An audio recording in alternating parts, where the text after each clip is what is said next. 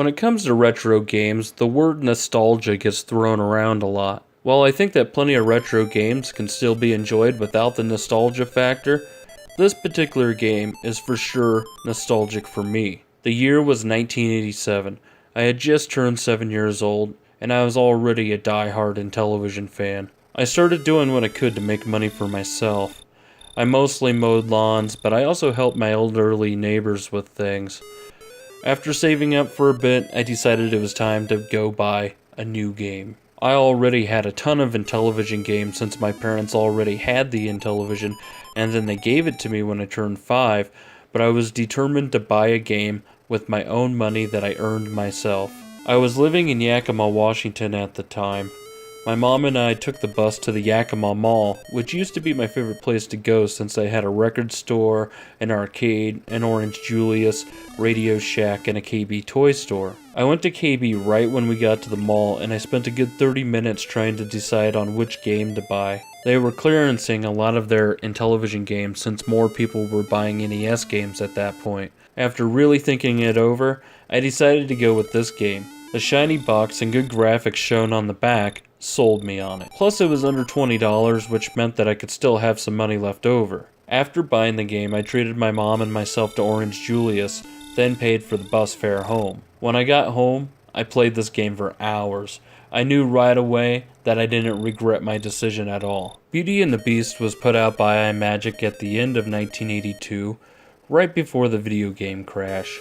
In this game, you play as Bashful Buford, and you're trying to save your girlfriend, Tiny Mabel, since she was captured by Horrible Hank. In order to save Tiny Mabel, you have to climb up the building floor by floor. Windows randomly open and close, and you have to climb up on them while they're open. If they close while you're climbing them, you'll fall. Horrible Hank throws boulders at you that you have to avoid. You also have to dodge cats and birds. Mabel will throw hearts down to you that will make you invincible for a few seconds. When I first played this, I thought Horrible Hank looked like Chuck Woolery, and Bashful Buford reminded me of the man with the yellow hat from Curious George. Just, without the yellow hat. I'm guessing they made Horrible Hank bigger to make him look more like Donkey Kong, but I have no idea why Mabel is just a blue blob. Once you get to the top of the building, you knock Horrible Hank off, and an airplane takes you and your girlfriend to safety. But somehow, after falling off a building, Hank captures Mabel again and you have to scale another building. Matter of fact, that keeps happening until you run out of lives. You can earn more lives by not dying. So once you're better at the game, you'll find yourself stockpiling extra lives during the first building especially. A good strategy is to get to the top of the first building without dying, and then just fall off the side once you get to the top. That way you can just keep repeating the first building, which is the easiest, so you can have a ton of extra lives. Those extra lives come in handy on later buildings where Hank's boulders split off into smaller pieces and the game gets faster and more challenging.